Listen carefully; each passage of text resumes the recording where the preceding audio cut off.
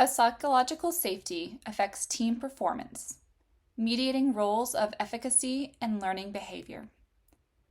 Jennifer selected this article because she felt it was a topic we can all relate to. Psychological safety is something we have all experienced, and broadening our knowledge of how to make teamwork more effective. Teams play a critical role in highly effective organizations. Teams perform better than individuals. This study, outlined in the article, provides us with the information needed to understand how psychological safety leads to better team performance. One thing to examine is how efficacy mediates the relationship between psychological safety and performance at the group level. Better teams may be more willing to report their mistakes to other members of the team because they feel safe expressing their ideas and opinions. TPS shapes the learning behaviors of the team and, in turn, has positive effects on team performance, and therefore positive effects on organizational performance. Individuals who work closely together have similar levels of psychological safety compared to people in other teams. Most of what goes into creating a psychologically safe environment are good management practices. TPS leads to team members feeling more engaged and motivated because they feel that their contributions matter and that they're able to speak up without fear of being embarrassed or retaliated against for speaking out. TPS leads to better decision making. It provides an environment for constant learning and growing. Edmondson used the term team learning behavior to distinguish the learning process from learning outcomes. The key is to take risks in a safe environment, one without negative interpersonal consequences. There is a positive relationship between TLB and TEF. When members of the team believe that they can complete a given task, the team produces more positive outcomes. Reaping the benefits of task conflict in teams, the critical role of team psychological safety climate. It's an article that explores the intricate dynamics of team collaboration with a particular focus on the transformative power of psychological safety. And as we look at this delicate interplay between conflict and team performance, the research done here by Bradley et al. Sheds light on psychological safety's critical role in shaping these dynamics. And over the next couple slides, we'll help kind of unveil the role of psychological safety in team dynamics and uncover the nuanced relationship between conflict, psychological safety, and team success. So here, let's talk about the influence of psychological safety. The research done unveils that teams endowed with a robust foundation of psychological safety can leverage task conflict to overall enhance performance. This means that when psychological safety and conflict coexist, teams are able to experience a unique type of synergy, meaning that conflicts become a catalyst for creativity and critical discussions without causing any sort of personal discomfort.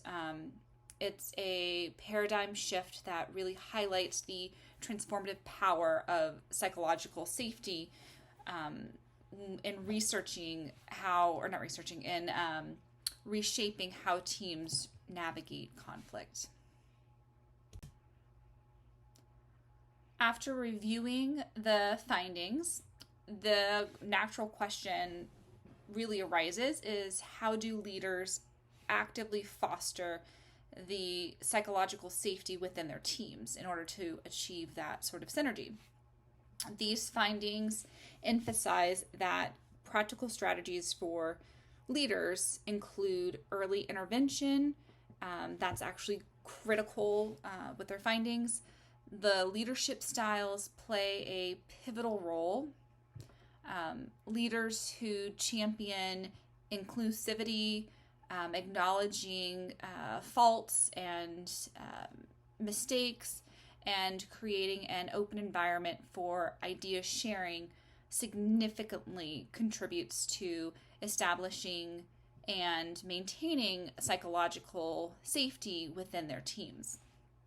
This underscores the importance of leadership behaviors in cultivating an atmosphere that's actually conducive to constructive conflict. So making the conflict actually work to the team's benefit. With this, one thing becomes super clear when trying to understand team dynamics. By grasping the nuanced interplay of psychological safety and conflict, it's a paramount experience. The ongoing journey really involves a continuous exploration of factors that will enhance the positive outcomes of conflict.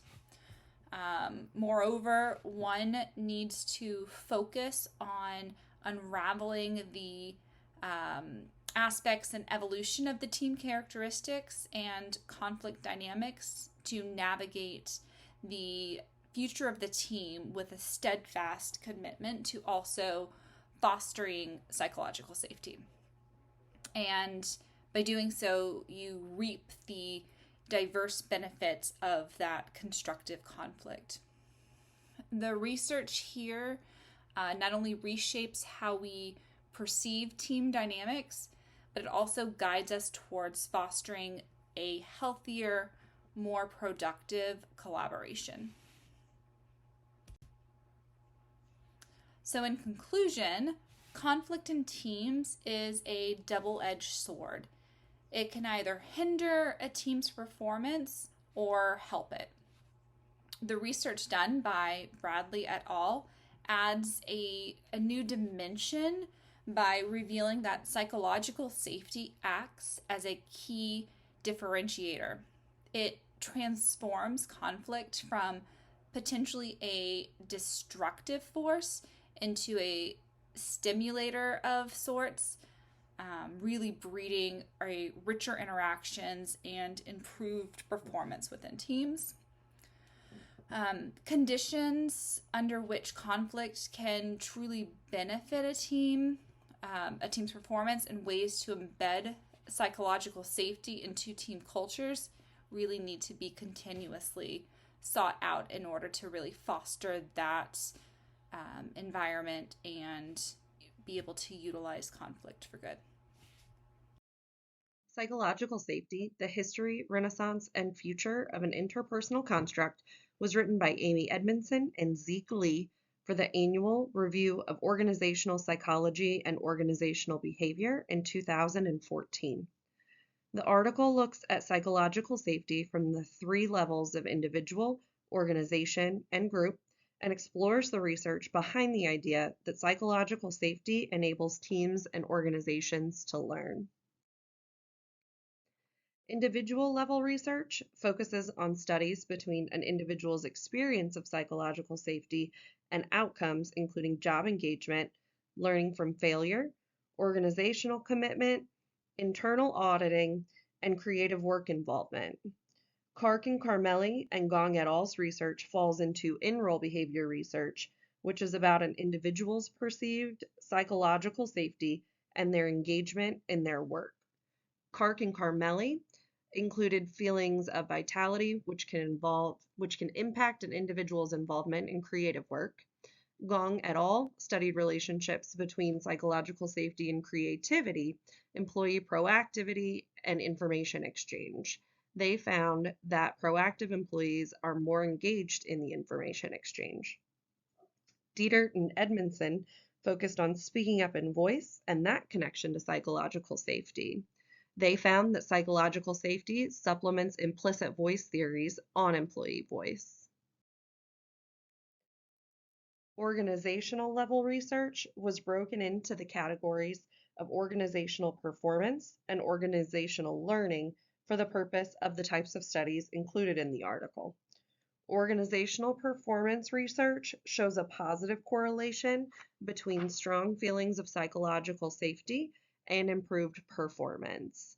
Collins and Smith and Bear and Fries both had findings that show that psychological safety improves performance. Organizational learning research shows increased psychological safety meant increased failure-based learning and less stress during the change process. These studies were done by Carmelli et al., Carmelli, and Cataldo et al. Group level research explored studies of direct, mediating, and moderating roles for psychological safety in team learning, innovation, and performance. Research identified that stronger feelings of psychological safety had positive impacts across the organizational level, such as learning, team performance, team creativity, and divergent thinking. There were many studies that were included in the article that demonstrated the positive correlation between psychological safety and these various group level results. The research of the article spanned across multiple industries and across countries, yet still found similar and consistent results, which leads us to believe that the results are typical. Important takeaways are that individuals that feel more psychologically safe are more likely to speak up at work, and psychological safety positively impacts performance and learning at all levels included through the article.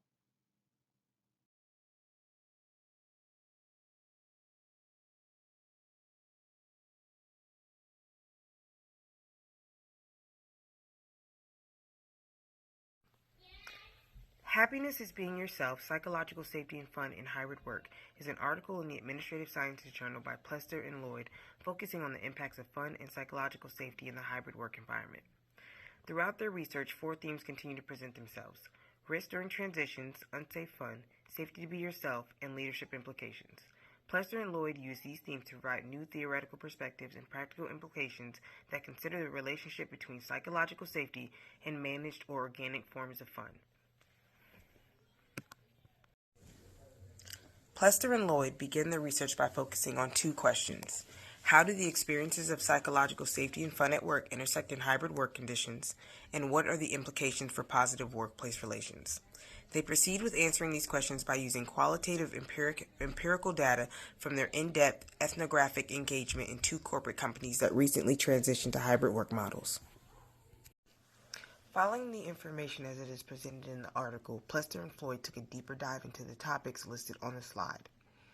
Organizational fun, as referenced by Plester and Floyd, describes fun as a subjective concept that has even more personal views when referencing the work environment. Plester and Floyd explain that fun is not necessarily experienced by all employees the same way or to the same extent, and that workplace fun is a complex social and organizational activity that requires management support and employee interest coupled with personal freedom. Forced fun is rarely considered actual fun. Linked closely to organizational fun is psychological safety. Psychological safety is strongly influenced by the work environment and refers to the employee experience of freedom and trust in expressing oneself without fear or concern of embarrassment or consequences. When connecting fun and psychological safety, the concept of fun at work speaks directly to the organization's culture. Moreover, a work environment that intentionally encourages, initiates, and supports a variety of enjoyable and pleasurable activities. Many firmly believe in psychologically separating work and leisure, but when an employee experiences psychological safety in their work environment, they may also perceive less risk in fully participating in interpersonal activities. In the hybrid work environment, interpersonal activities are more difficult to incorporate due to the lessened time spent in the office and in person or in the presence of coworkers. With little available research on psychological safety in remote work, Plester and Lloyd discovered a significant positive relationship between psychological safety and the intention to share knowledge in virtual communities. As the hybrid environment evolves, it underscores the pivotal role of leadership, the intricacies of risk, and the broader organizational cultures and climate that shape the dynamics of psychological safety and the multifaceted experiences of fun at work. The methodologies that Plester and Lloyd use are interpretive approach and the study design, highlighting data from 2 companies in a period spanning 4 weeks. Study 1 took place in technology company Gecko, while the second occurred in a manufacturing organization, Firefly. To analyze the data, they used a 3-phase coding process: open coding, axial coding, and selective coding, to eventually conclude on their findings. As previously mentioned, the findings fell into the 4 themes. When transitioning to the hybrid environment, many employees spoke on the discomfort or associated risk felt when dealing with transition to hybrid environments. All of the employees' responses in the article suggest that there are decreasing levels of psychological safety pertaining to fun activities, as participants perceived risk negatively and subsequently hold back their participation and voice. They explain how fun at work does not feel psychologically safe, especially when the increased insecurity of being in a virtual or hybrid environment. The unspoken pressure detracts from the ideal psychological safety, making it difficult to be yourself or function from an unguarded place. Leadership influence played the most significant role, as in each case leadership set the precedent on whether the new work environment supported psychological safety. They found that leadership has a responsibility to maintain psychological safe climate for staff by building safety and constraining online joking for the benefit of all. Leaders are also responsible for fostering fun and safety in the work environment, and they need to participate and practice what they preach for employees to experience that level of trust. The study of Plester and Lloyd brought on some very specific conclusions. It reiterates the fact that fun is not forced, just as psychological safety cannot be manufactured. They came to 3 main points. Understanding the connection between fun and psychological safety contributes to workplace well-being and happiness. Promoting a positive and inclusive environment where fun is seen as discretionary, safe experience can lead to improved morale and employee satisfaction. And by nurturing psychological safety, encouraging authentic self-expression, and finding creative ways to promote spontaneous interaction, managers can contribute to a workplace culture where fun emerges naturally and enhances overall happiness. Hi, my name is Gloria Mendez, and this is my article that I chose on psychological safety, how to build psychological safety in remote teams. And the reason that I chose this is because I have actually been in a remote position with a whole remote team for about a year now. So this was very intriguing to me. The article discusses the concept of psychological safety in the workplace, defined as the ability to freely express opinions, ask questions, and admit mistakes without fear of negative consequences. It also outlines various mindsets and actions for both individuals and leaders, emphasizing the importance of fostering an environment where team members feel safe to take interpersonal risks, share diverse perspectives, and contribute effectively to team goals. I went ahead and also did individual level research, and these are the outlets that I found. Mindset shifts for individuals. So on output orientation, focusing on team goals and understand how your contributions align with achieving those outcomes. Also valuing curiosity, fostering an environment where seeking understanding precedes being understood. I believe that this is a huge one, especially in a remote team. You can't just whisper to a peer next to you and be like, what did they mean by this? Or, you need some coordination on it. So having the ability to ping someone, message someone in your team and not feel any type of sentiment towards it is a huge key. Also, personal responsibility and awareness. So diversity, embrace diverse perspectives and experiences within the team, recognizing the value they bring to problem solving and creativity. And also self-awareness. So understanding and acknowledge personal strengths and weaknesses while recognizing the same in others. Lastly is a contributor mindset, embracing ritual and routine. I believe establishing regular meetings or rituals to create a sense of culture stability in a remote work setting is key. This is a huge deal breaker in my team personally that I'm in. We have weekly meetings with our own personal team, and then we have a huge meeting with our whole kind of org that are hybrid, remote, some are on site, but it allows us to still be kind of in the loop of everything and not be isolated from our company culture, basically. Next is the organizational level research. We have prerequisite it for organizational success, which fosters risk-taking, creativity, and collaborative learning, serving for crucial foundation of team performance and achievement of organizational goals. Then we also have mind shift at all levels.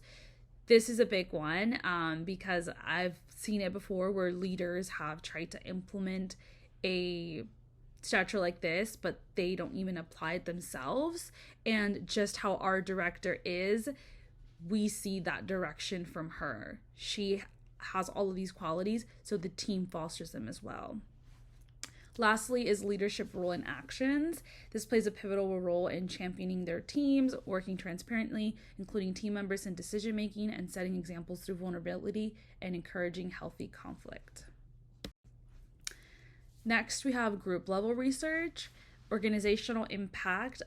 This is a big one. It extends beyond individual interactions. It serves as a crucial prerequisite for productive team dynamics and organizational growth. Then we have diversity and inclusivity, which is a big one. Cultivating psychological safety at the group level involves empowering diverse teams to freely express their perspectives without fear or repercussion or social isolation. And this approach stimulates innovation and smarter decision-making within teams. Lastly, what this means about psychological safety. In the gist of the whole article with remote teams and just the verbiage of it on its own, psychological safety enables individuals to express genuine opinions, ask questions, and admit mistakes at work without fear of negative repercussions. Also, communication frameworks and understanding individual effectiveness over efficiency are crucial. And lastly, incremental improvements and regular reflections are key to building and sustaining psychological safety within a team organization. This whole article was actually very interesting to read, and all of the and key terms that were broken down are stuff that thankfully and successfully my team has been doing, which is why I believe that we have such a good dynamic as a remote team that never really meets on site, and we still have a good relationship within each other. And that is my project. Thank you.